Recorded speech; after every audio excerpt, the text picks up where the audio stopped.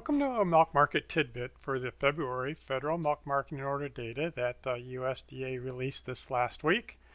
This is Dr. Lawrence Jones with Farm Institute, and I'm recording this on March 18th, and apologize for being a couple days late. I was visiting my daughter in Boston this weekend, so I got just a little bit behind. But give you the quick overview in case you don't have time to watch the whole thing, which is the statistical uniform prices weighted across the country was around $18.15, and that was up about 42 cents a hundredweight. There's significant depooling of Class 4, and we're going to see that continuing here for the next year or so. Now, pooled Class 1 was actually down a little bit more than I thought it would be, and Class 3 was actually up. So overall, I'm going to suggest that milk production on a month-over-month basis is just about flat, and we'll look at that just a little bit more in a minute. And percent fat is seasonally down about 0.05. So here's a graph of the current statistical uniform prices. Highest is always down here in the southeast with Florida at 22.88. The lowest is usually up here in Minnesota, Wisconsin, because Class 3 is the lowest, 16.40. Everybody else is in that 17, 18 kind of number. I always like to look at how they change, because to me that's the biggest indicator. Two things impact that as usual. It's how much depooling there is, because Class 4 is quite a bit higher than Class 3. And then how the individual classes change relative to their utilization in the federal order. And Class 3 came up about 91 cents, which is why Minnesota, Wisconsin, we'll see in a minute, is very, very high. Class 3 came up 81 cents. The whole southeast was down just a little bit, and that's because Class 1 was down. Order 33 was up just about 6 cents, while most of the rest of them were in that, 38, 43, 45 kind of range.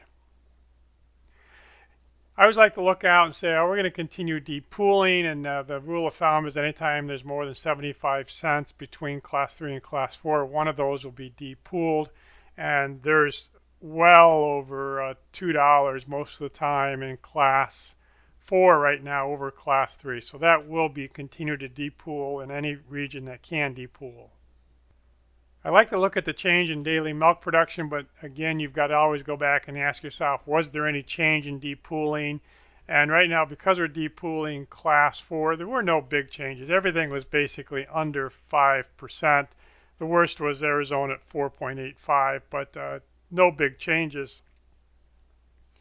What we see is the interior of the U.S. was red, which means it was down quite a bit, where the outside ring was up, with northwest up about 1%, the northeast up about 2% kind of scenarios.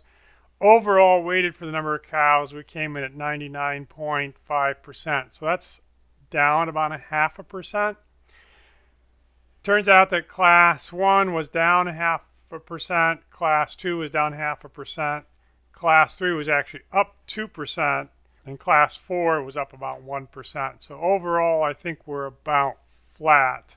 And I would consider this slightly bearish if Class 1 utilization was down and Class 3 utilization is up. And this is just the big picture looking at these different utilizations.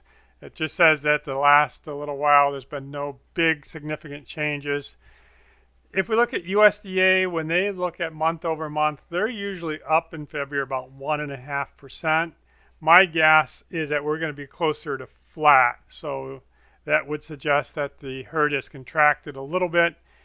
I'm coming in about 17.8 billion, which is a 1% year over year increase.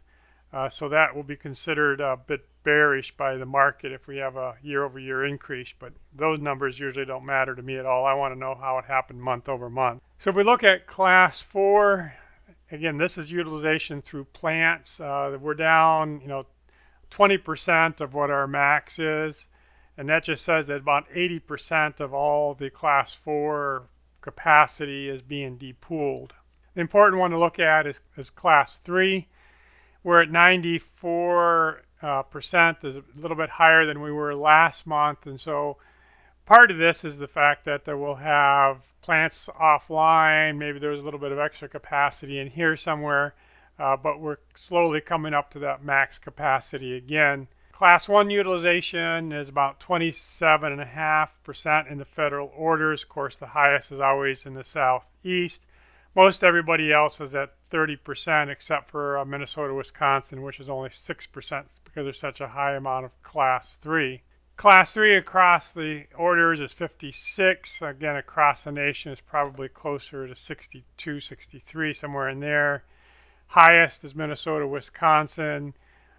A lot of 30s, a little bit higher in the California region, but again, that's because they're depooling. A little bit lower in the southeast because they're high Class 1. And you can see that in the Class 4 utilization, only 6%. Not a big reason to look at this other than, some of these regions are just like have no Class 4 in the pool right now. Percent fat came down a little bit. I think it was 4.32 last month, so it's down about 0.05, but just phenomenally strong fat. It's interesting how it comes in the egg prices if whether we're continually be just as strong. But for Florida to be pushing 4% in February is just amazing. Everybody else is over 4%, with the highest in the Northwest at almost 4.5%. We only get protein for a few regions, and again, the way it always is Northwest is highest at 345. Northeast is always the lowest at 325. But again, very strong protein numbers. Historically, we're thinking about a 3.2, and here we are pushing, 3.3 in most of these regions. Tomorrow we're going to have the global dairy trade. That's going to help kind of give us an index of what's going on internationally. We're going to have the milk production report, so we'll see if I'm right on that flat over flat number. But also the National Dairy Sales Report and advance prices for April, dairy slaughter numbers, and upper Midwest spot milk.